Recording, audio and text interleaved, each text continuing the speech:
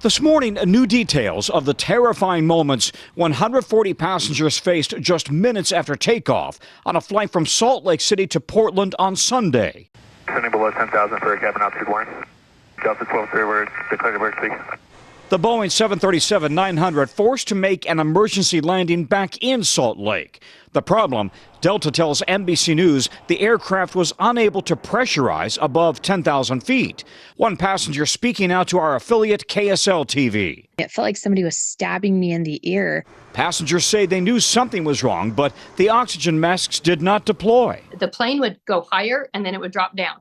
And then it would go higher and it kind of dropped down. And you could tell something wasn't right, but they weren't saying anything. Some on board began bleeding from their ears and noses. I grabbed my ear and I pulled my hand back and there was blood on it. A gentleman about a row in front of me to the side, he said, "Can I get a tissue?" And I looked out over at him and there's blood coming out of his ear, running down his face.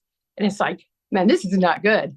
The plane circled over the Great Salt Lake before making that emergency landing, with medical teams treating 10 passengers on the ground.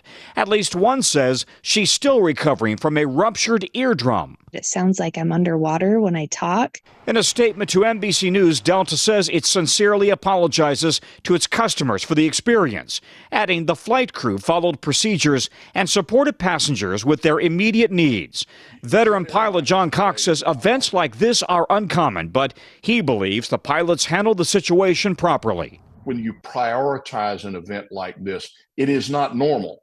And so we want to deal with it, but it's also not a full-blown emergency. Up to the point that you realize you have passenger injuries, and at that point, now I want priority handling back to the airport.